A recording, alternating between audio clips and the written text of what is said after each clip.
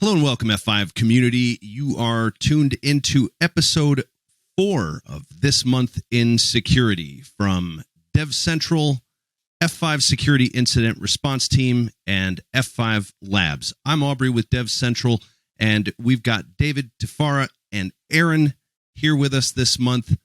And of course, we've got a wonderful bit of news to talk about, as well as a feature article from Labs to finish up. So first up this month, I'd like to bring on Aaron Brailsford. Aaron, how are you? Thanks, Aubrey. I'm good, thank you. You? I'm doing quite well. It's been, I guess it was a decent month quarter for us as far as the QSN is concerned.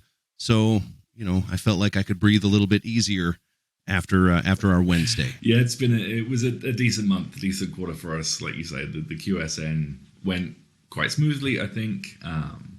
Relatively quiet QSN, nothing too huge in there. But if anybody missed that, there's a previous video on this channel that covers that, as well as obviously our official quarterly advisory. Look out for the next one in February. But other than that, lots of news as always. So I pulled sort of 3 or 4 things out of the This Week in Securities that we have on DevCentral, and we can talk about those for a few minutes. The first thing I pulled out was that CISA, so the US Cybersecurity and Infrastructure Agency, opened a 60-day request for information period. They've got proposed cyber incident reporting requirements. They're based on the Cyber Incident Reporting for Critical Infrastructure Act, which was signed into law in March in the US. These names are really long and annoying. So mostly for US viewers, I guess, but the RFI is open to anybody, whether they work on critical infrastructure or not. And I would recommend going and taking a look at the relevant documents and see whether you think you have any feedback for CISA. F5 and the F5 CERT at least have a really good direct relationship with CISA, and I can tell you that they are genuinely interested in improving security, not just paying lip service to laws, and they really value feedback from people who are actively working in the industry. So this is our chance, our collective hour, to make sure that the rules and procedures that get implemented off the back of that legislature are actually, workable and realistic. Yeah, I mean, from my point of view, I spent far too long reading and poring over GDPR when it first came out years ago. So I'm always kind of, interested in legislation, anything that can kind of effectively act as the stick. I feel like you kind of need that carrot and stick in security. And I think we've tried carrots for a long time and there haven't really necessarily been enough sticks. So it looks like this might be another little stick to use, but a stick with a good intent, as you said. I think what's going to be really interesting, and clearly, as you said, Aaron, this is a great chance for people to come in and have their say, because it's going to be a case of, how does CISA, how does the legislation define a significant breach? What does it mean by, the ransomware reporting period? When do the 24 hours start for ransomware reports? When does the 72 hours start for other breach reports? And what constitutes, as I said, a significant breach? I think there's going to be so much ambiguity, possibly. And this is one thing that GDPR does really well, I think, which is it's kind of intentionally ambiguous. The language is such that it's about best efforts, best endeavors. It focuses on the impact of privacy rather than kind of technical controls. So it's going to be really, really interesting to see what kind of feedback is given and where this ends up going. What do you guys think this will mean for manufacturers like F5 or other security manufacturers? Will this lead to policy changes that are sweeping and impactful? Or, as Aaron mentioned, is this kind of lip service? So I think this will lead to policy changes. I mean, as far as impacting manufacturers go, I think these requirements will be impactful to our own technology services cybersecurity team, right? The people that manage our infrastructure and what we use to supply services to other people, whether that's our cloud services like F5 Distributed Cloud, or whether that's our support organization, those things. There are certainly other pieces of legislation coming down the pipe relating to software bill of materials, and those will have probably a huge impact. I think undeniably a huge impact on manufacturers of both software and hardware.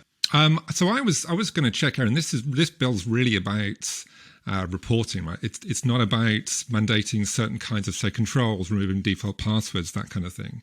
It's really about how and when should people that manage and own critical infrastructure services report that to the government effectively. Yeah, and what should they report back? There's lines in there about having to report back how you were breached. What let's say it was ransomware. What ransomware hit you? How did it get in? And I think that's where some of the difficulties around making this actually workable will come. Maybe not what malware were you breached with, or maybe not how did they get in, although that can often be very difficult to ascertain.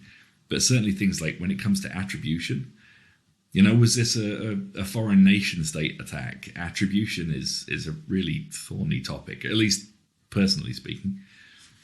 So from the sounds of it, it may be more focused or impacting for companies that are selling services. Is that maybe a fair assessment?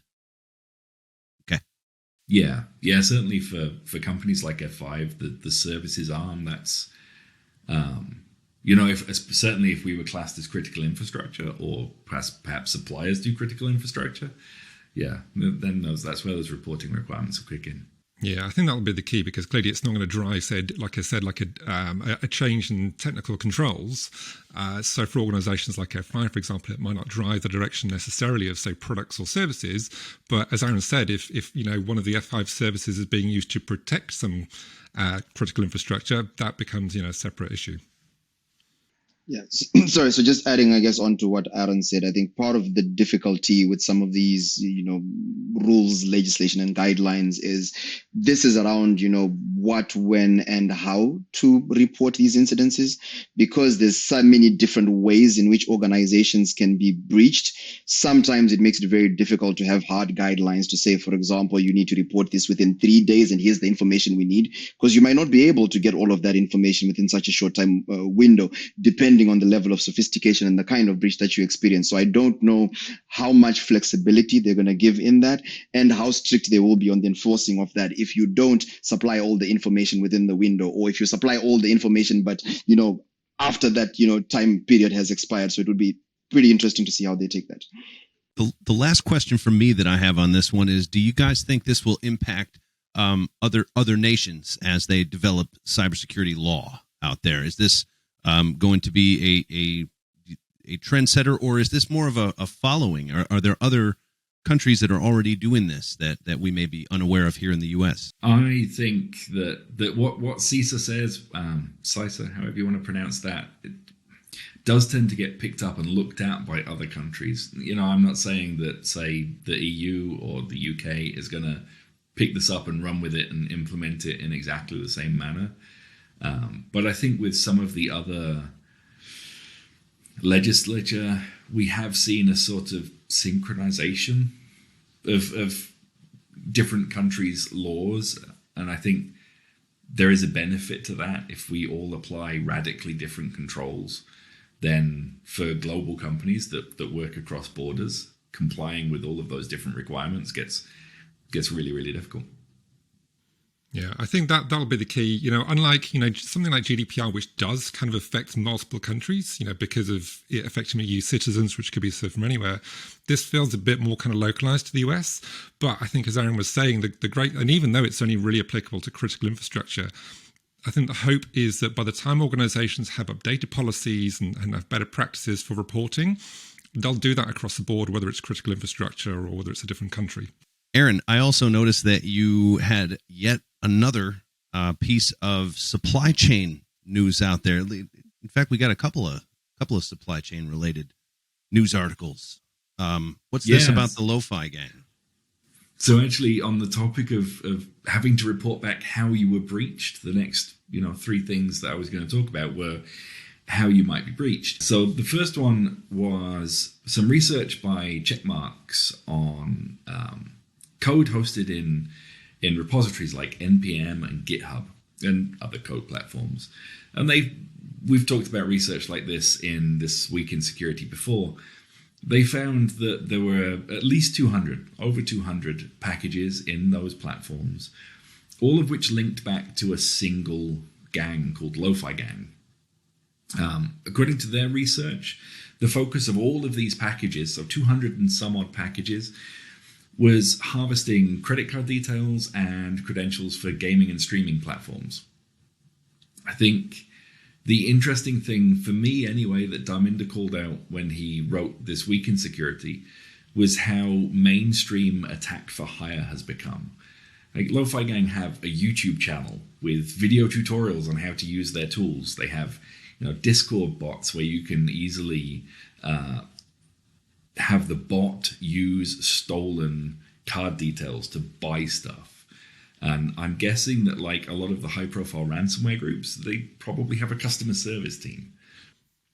Yeah, from our point of view in labs, we're finding a couple of really significant trends recently. One anecdotally, with the number of conversations and work we're doing at the moment looking into these kind of supply chain attacks is kind of going through the roof, particularly with regards to libraries, code repositories, that kind of thing. Supply chain is a huge area of information risk management. So I think a lot of the time when we're speaking about supply chain at the moment, it's about code, it's about libraries, things like GitHub and NPM.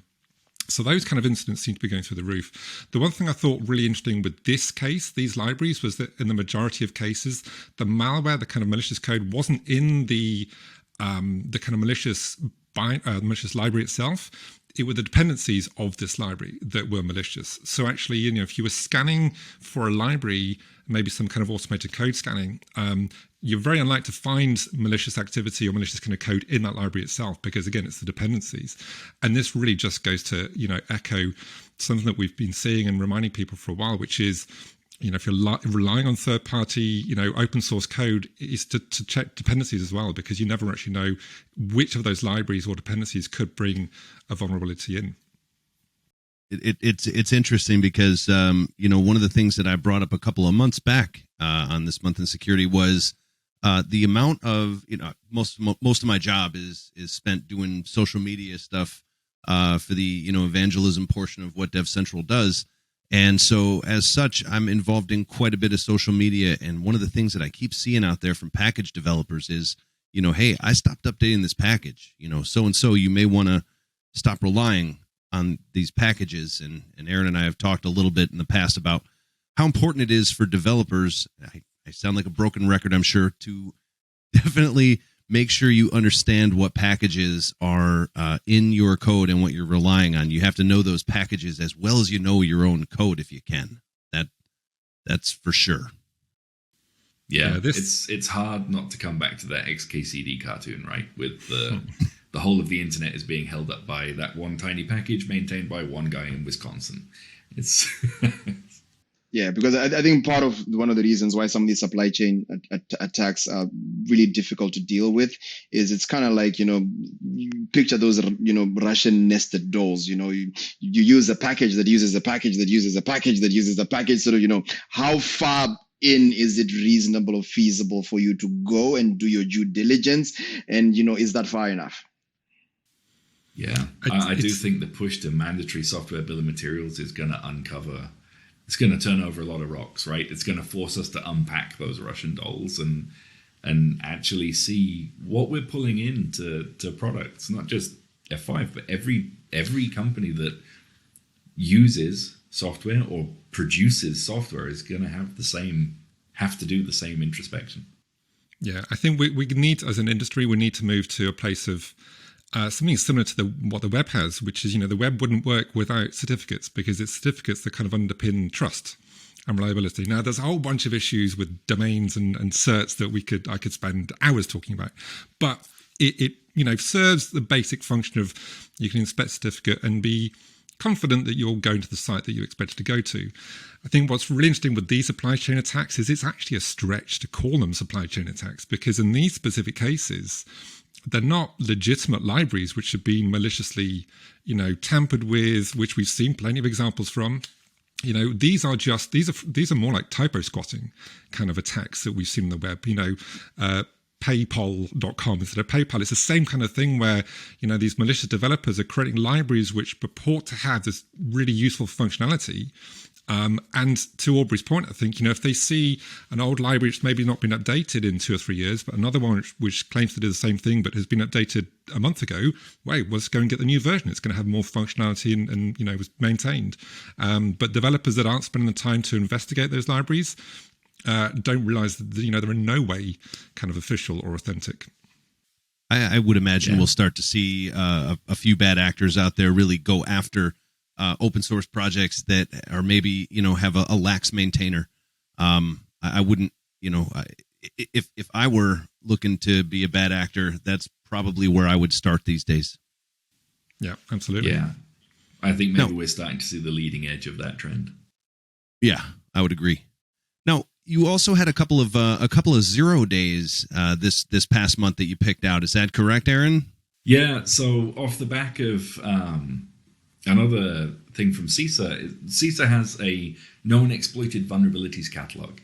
And again, CISA's recommendations are basically geared towards US federal government, right? What they call the Federal Civilian Executive Branch.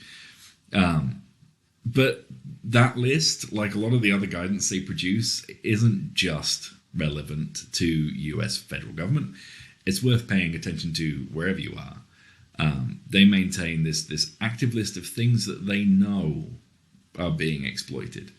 There's an argument to say that by the time it ends up on that list, it might already be too late, but it's better than nothing.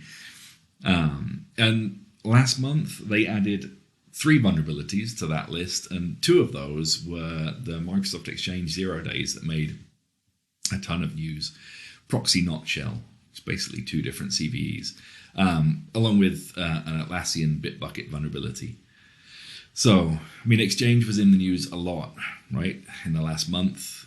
If we go back a little bit further, Proxy Shell was discovered by a researcher called Orange Psy. They are well worth watching, and maybe we can put a link to their Twitter account in the description for this. They discovered Proxy Logon, Proxy Oracle, Proxy Shell, and Proxy Relay. Those are all patched in Microsoft Exchange.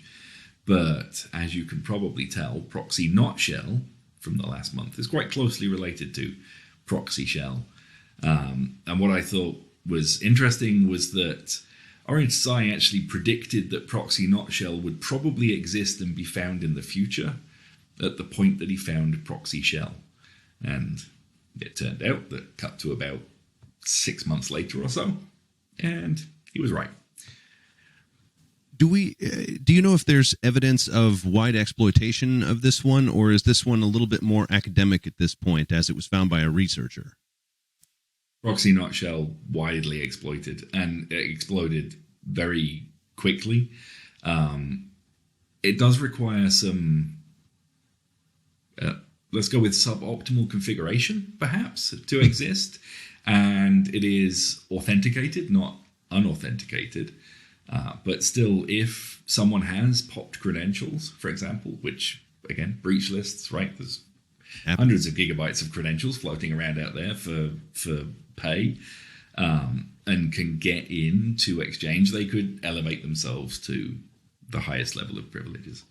Sorry, I was going to say what makes some of these things scary, I think, especially is the reach of some of these, softwares like Exchange. It is, widely used around the world, affecting some of the largest, most critical organizations, governments. So it's really something to be worried about. For a lot of people, the alternative is to use Exchange somewhere else, right? A lot of people are using Microsoft 365 instead of hosting their own, but it's still Exchange. Different issue with Microsoft Mail hosted. I was reading about recently was to do with I think what they call it, Outlook message encryption, and a kind of weakness that actually Microsoft aren't going to resolve. They don't see it as being a big enough issue. So very different to what we're talking about now. But the point I wanted to get across was that obviously once you start consuming it as a service, there's nothing you can do to patch. Clearly cloud type SaaS infrastructures generally have the kind of size and manpower, or person power, I should say, to kind of patch that adequately. But ultimately, you're at the whim of the provider. The provider decides not to patch something. You don't really have a choice apart from to take everything elsewhere. Yeah. It's interesting, actually, that I think a good number of the vulnerable Exchange servers, at least this is what I'd seen reported, appear to be Exchange servers left running where companies have migrated to O365, right? And they've maybe lost sight or track of the infrastructure they had in-house. We'll keep it knocking around. It's, in case we ever have to come back or ever have to in-house something, or it's running some specific service that couldn't go to O365. And then they get forgotten about or not patched. And patching Exchange is probably one of the harder Microsoft products to actually patch. Something worth mentioning, I think, about Proxy Not Shell and just in general for the future, in one of the recent feature updates for Exchange, I want to say this was the August CU, Microsoft introduced a sort of automatic remediation service that you can turn on in Exchange. And if you had that turned on, then at the point that Proxy Not Shell was discovered as a 0-day, or at least as soon as possible afterwards, they would automatically push rewrite rules into your Exchange, into your locally hosted Exchange, to mitigate that attack. Now, to be clear, they did have to change that mitigation 3 or 4 times probably after it was released. And, that's not a great look, but it happens to all of us. These things evolve and aren't completely understood because everybody is throwing everything at getting this thing mitigated as fast as possible. But if you have the automatic updates turned on, you get those rewrites as soon as Microsoft have pivoted and fixed the next variant. Well, for those of us that don't have those on, however, I think we probably at F5 have 1 billion customers that defend their Exchange platforms with Big IP and some other F5 gear. But what do you know? Is there an iRule that would be able to help with this at this point, or something like AWAF if this is an API based call, that kind of thing?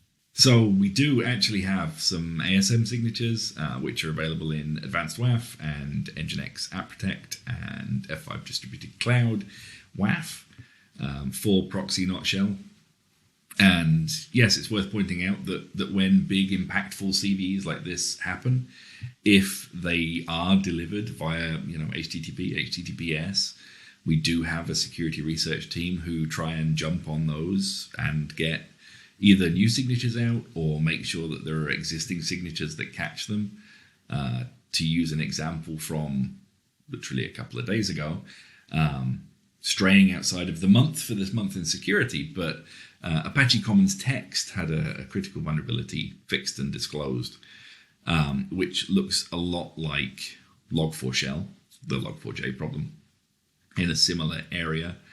And when that was disclosed, we took a look, the guys in Tel Aviv took a look, and that was mitigated at day 0 by signatures that were created in the wake of the Log4Shell vulnerability. So if you kept your signatures up to date in Advanced WAF or Nginx App Protect, or if you're using F5 Distributed Cloud WAF, you were already protected from that when it came out. Nice. I think we've got one more that we wanted to talk about pretty quick. This one is brand spanking new, so we may not have a ton on it, but that the Black Lotus UEFI, and I called it a rootkit the other day, but bootkit, much definite distinction there. Yeah, so kind of coming back to ways that you could be compromised again. Bootkits, typically these are used by more motivated adversaries, shall we say. Often you need physical access to a device to get it in there, or you at least need some way to have a user run a piece of malicious code. They're not usually delivered through websites, other than maybe downloading the executable. But this prompts an interesting question. How much do you think that a UEFI bootkit would sell for?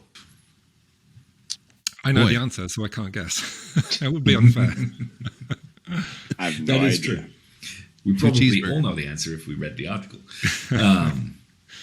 Yeah, you see, now in my head, buying a well-written bootkit would be an expensive deal. That, like I say, they're usually used by advanced persistent threat actors or nation states. Only it turns out that for as little as $5,000 plus $200 a year for each future upgrade, You can buy yourself a UEFI bootkit called Black Lotus, which, to put that into perspective, I looked this up earlier, an Adobe Creative Cloud subscription, right, which, Aubrey, you're going to be familiar with Adobe Premiere, is about $600 a year. So for a little under 10 times the cost of an Adobe subscription, you get a bootkit that you can use to gain yourself a persistent foothold on someone's x86 laptop. It claims, a whole bunch of features like being able to bypass secure boot. It's got anti-virtualization, anti-debugging, can bypass UAC in Windows and Windows Defender, and code signing, which would let you load, arbitrary device drivers that aren't signed, bypass all of the Microsoft restrictions on that. And it works worldwide, although I thought the most interesting comment I saw about that was it works worldwide, except for in the Commonwealth of Independent States. I'll let people draw their own conclusions for that. Not surprising. Yeah, and it's a lot smaller than Adobe Creative Cloud because it's just 80 kilobytes. And I don't know how big Adobe Creative Cloud is these days, but it's going to be a lot bigger than 80K. 80 gigabytes. Yeah, that would not surprise me. I think this makes it considerably more expensive than your average botnet for hire. Prices of those seem to have fallen to, pennies on the dollar in the last few years. But with a botnet, what can you do? You can launch a denial of service. You can annoy someone, frustrate them, temporarily deny them of their income. But what can you do with a persistent foothold into an organization, right? You can be there silently watching, planning to exfiltrate company secrets, or, launch a ransomware attack and actually extort the company out of a large sum of money. Yeah, and to your point, Aaron, $5,000 sounds like a lot, especially when you compare it to botnets and some other ransomware strains you can buy. But when you get that persistent foothold and you can go and deploy ransomware or steal intellectual property, which could net the attackers millions, if not more, clearly it's a really small outlay. But to me, it just really reinforces that trend we've been seeing for a number of years now of attacks, tools becoming a service. You no longer need to be an APT. You no longer need to have specific skills in creating malware or deploying a phishing campaign or even getting a boot or rootkit, as it turns out. It's literally the case of having maybe a spare credit card, probably a stolen credit card, to buy it, and then you get that persistent foothold. And the capabilities, if true, as far as I know, it's not been spotted in the wild, but it's kind of been claimed and advertised. But if its capabilities are true, as to what Aaron said, things like bypassing secure boot and so on, it's difficult to understate. Sorry, it's difficult to overstate how dangerous and worrying this kind of malware is. Well, it's interesting to give it some perspective. Like when I first heard about, especially the price, it made me think of a school district that I helped when I was still an SE here at F5. And this school district, a kid had stolen mom and dad's credit card and paid for a botnet so they could avoid a test. That botnet was $5,000. Right. Now, for $5,000, they could own the school. Yeah. Own the whole thing. And now if he was renting that botnet, it would probably be $25. Yeah, exactly. Right? Prices have crashed and this stuff has become completely commoditized. And yeah, David's right. This hasn't been seen in the wild as far as I know, and it makes very bold claims. So it could be, a whole lot of vaporware, right? I mean, who are you going to complain to? This isn't like saying I bought Adobe Creative Cloud and you didn't give me anything. This is like I bought this highly dubious tool off some guy on the dark web and you didn't give me anything. Well, what you going to do? But, so it's either the scariest bootkit ever, or it is like the most clever shipping scammer ever. Yeah, or it's a brilliant scam. Yeah. Yeah. Yeah, because for some of these actors, depending on their reputation, some of them do care about their reputation and their reviews. So they will make sure that whatever they're selling is high quality. So I don't remember from the article if they did mention whether this was a reputable known actor that was selling it or if it was, some fly-by-night, seller. Last I saw it was somewhat questionable. but still a little scary to ignore. That's a good point. We think of these tools and botnets or credentials or whatever you're buying on the dark web as being, I'm giving my money to some shady guy down an alleyway. But yeah, these are run like businesses. Their reputation is their livelihood, I suppose, because they want repeat trade. This isn't some guy down a dark alleyway. This is essentially a business that you're buying from, and they're run like businesses. Well, looks like we've got ourselves quite a stack of interesting news articles from the month, and it definitely a lot of fun stuff to chew on, some themes that we've carried through the past few months, and quite a bit of great news. Now, in terms of research, though, I've got to say, we definitely always have some amazing things, interesting things going on over at Labs. David, what kind of stuff do you have to share with us this month?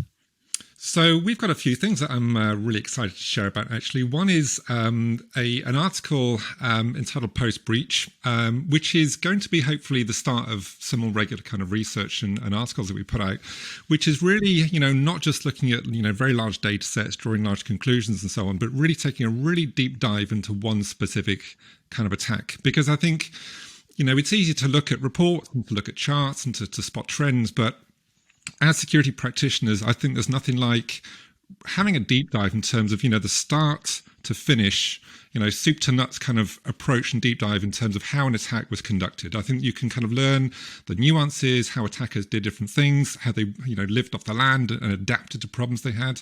And that's exactly what this article does. It goes into, a good amount of detail into what ultimately resulted in a successful breach of an organization. But using the unique insights that one of the F5 SOCs had, we're able to give some redacted and anonymized kind of detail, but we think, an exciting kind of insight in terms of the approach that this clearly very motivated attack group had in breaching an organization. And they combine lots of different tactics, from social engineering to, initial compromise and moving laterally and hiding their tracks. So a really interesting read, I think, and well worth everyone checking out. Coming up on Monday, we hope will be the new instance of the SAS, the Sense Intel series. So clearly when we talk, when Aaron kind of mentions the new CVE, that's something that we track a lot. Using the sensors that we have all across the world, we look at the most commonly attempted exploitation of any given CVE. So that's coming up Monday. Keep an eye out for that. Just to kind of tease some of the findings, some of the things we've seen over the past few months, bizarrely has been a bit of a downturn in the number of attacks and probes and kind of exploit attempts across the sensor network. We're starting to get into what we think that is, but one of the contributing factors was that July of this year had an unusually large number of attacks and sensor sweeps going on. So with things that kind of seem to be stabilizing. But one vendor in particular seems to be fairly heavily targeted at the moment. I won't point fingers, so you'll have to read the article to find out who that is. But an attack, and this is something we see fairly regularly actually, is CVEs that have been out for years, 2-3 years. The one I'm thinking of at the moment, I believe, is a 2018 vulnerability, I think, has seemingly come out of nowhere. So just 2 months ago, this really quite old CV has suddenly been exploited, significantly. So again, worth checking out that article. But I invited Tafara along with us today because I'm really excited about his experience, his background working in defending organizations against automation and bots. And so as another tease, we're planning on releasing a whole series of articles in terms of the different kind of bots, their capabilities, how they evade defenses and so on. And so I'm hoping Tafara can share a bit more about that. Cool. Thanks a lot, David. So we're planning, holiday season's coming up. Everyone's, trying to get their Christmas shopping done. One of the biggest problems within the retail space is reseller bots. So these are bots that go and buy up, limited inventory items and then sort of make sure that people can't get their hands on them. And then they resell them for a much higher price on the secondary market. I'm sure you remember a few years ago, the shortages of the PS5s. You couldn't get your hands hands on one, but you could buy it for 5 times the price, on eBay and all these, secondary markets. So, going into the holiday season, we decided that it might be a good idea to put together a series of articles around these reseller bots, going into a bit of detail about their origin. How did they even come about? The ecosystem that supports them, who makes them, why do they make them, how much do they sell them for, who buys them, why do they buy them, how do they use them, how much money are they making, going into the economics. And also because of our unique position defending some of the largest e-commerce sites in the world, we'll be able to provide a lot of detailed data about the volume, the scale of these attacks, how much each of those actors is actually purchasing, how they're reselling them, how much profit, and sort of the actual business model that these actors are going through.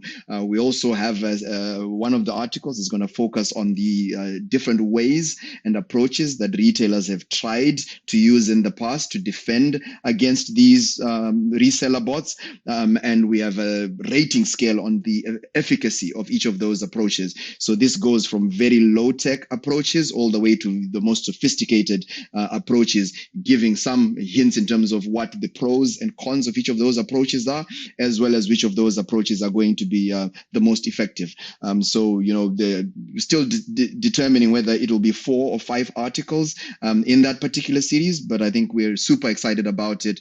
We believe this will be one of the most detailed exposés on these reseller bots, just due to our unique position and the amount of data and information that we have about these kinds of bots. Yeah, from my point of view, working with Tafara and the team over recent months, I've come up to speed and learned a lot in terms of, I think what's really interesting is not just the kind of technical aspects, which I'll come back to in a second. It's trying to get across the business impact and really trying to get business leaders to understand the problems of bots. I think certainly the claim has been, I'm a gamer. I don't game as much as I used to be, but I was clearly kind of affected by the GPU shortages, and a lot of people were kind of pointing to vendors, or not vendors, but resellers who seem to not be too bothered. Ultimately, if they had a bot purchase their GPU instead of a real human, who cares? But clearly you look at Twitter and you can start seeing how, the amount of bot or automated traffic hitting your service or site can have very real world and business impact. It's not just, selling the same thing to a different person. One thing I picked up on a lot is just the sheer wealth of abilities or technical capabilities of these bots to bypass defenses. I mean, they are going to the nth degree to look like and act like humans.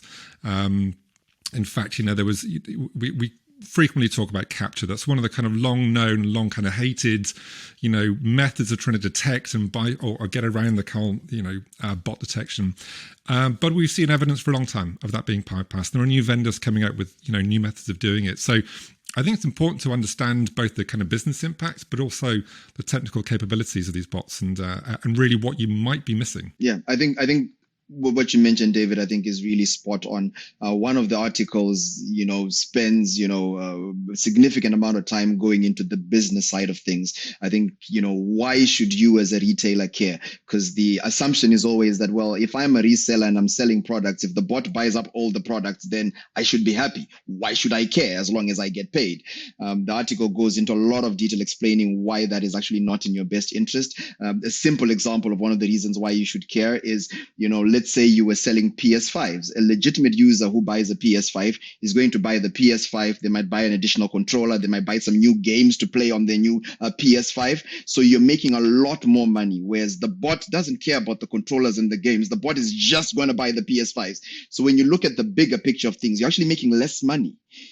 So a lot of these insights will be in that article to really make it clear for business owners and for retailers and manufacturers why they should care about these kinds of bots and how they're being negatively impacted. From my perspective, the thing that I thought of reading about these reseller bots, two things quick.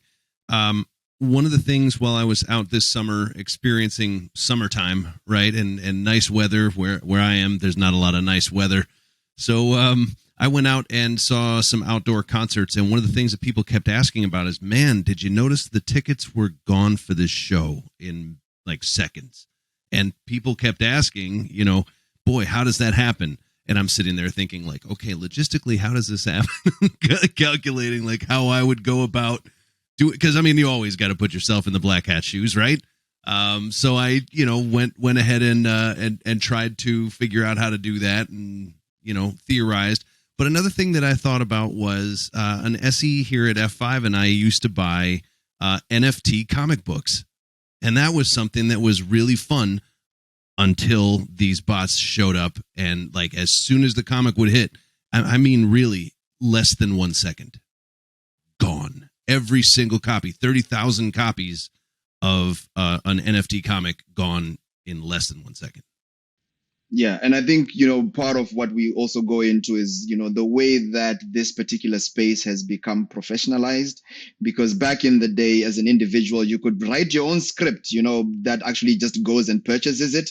But the problem is, if you try to do that today, your script is going to be a fraction of a second slower than the highly optimized ones that are created by professionals. You will not be able to purchase anything. So, there is reasons why there are people that are focused on absolutely optimizing it. And these individuals limit the number of people that they sell these bots to, because they realize that if they sell their bots to too many people, then their bots are competing against themselves. Therefore, it's a bad customer experience. These people can't buy any inventory. So they have specific quotas around how many of them they will sell to what people who want to do what with them. So a lot of that insight will be in that series of articles as well. I took a look at the early copy of some of those articles that you sent over, and I think you really nicely articulate the difficulties of defending against them. It's one thing, we mentioned capture just then, and if you go back a decade, these were scripts written by a person in their bedroom kind of thing, and they were really easy to defend against. Throw a capture in front of it, you're done. Or, maybe use client-side JavaScript. At one point, it was as simple as, can the bot even execute JavaScript? Nope. Okay, it's not a human. All right, it can execute JavaScript, but does it behave like a human being on the other end? Nope. Okay, it's a bot. Now it's really, really, really difficult to discern bot traffic from human traffic. They're really good at pretending to be people. Well, at the end of the day, especially if there really are people at the end, that's one technique that we've seen where actually a bot effectively makes a call to a human click farm. It's a room full of people who are actual humans interacting with captures and doing other things. So there's always going to be that element where there's a possibility that the bot, quote unquote, is using real humans to do some work. This is why, it's always going to be a layered defense. There's no one silver bullet for combating automation, but it does. There's a lot more kind of intricacies and capability of these bots than I think a lot of people realize. Yeah, I would be remiss at this point if I didn't mention that if you do find yourself under attack, from bots or anything else, if you phone into F5 support and mention that, then you'll get through to the F5 cert, and we will help you. We have access to all of the tools and tricks that F5 has, and that includes being able to rapidly onboard people for, F5 Distributed Cloud or Shape, Silverline, those kind of cloud technologies, as well as helping you deploy on-premise or own cloud or self-cloud hosted big IP instances, all of that kind of good stuff. So I can't go without mentioning that. Well, I'd like to thank you, Tafara, for that amazing contribution. I can't wait till we can actually post that out on social and really share that with the world. Great to see you on the show. And thanks, David, for stopping by. And as always, Aaron, I'm sure I'll see you in 5 minutes from now or something. Probably. Thank you so much. And of course, thank you, F5 community, for tuning in to episode 4 of This Month in Security. I'm Aubrey from DevCentral. Have a great F5 day.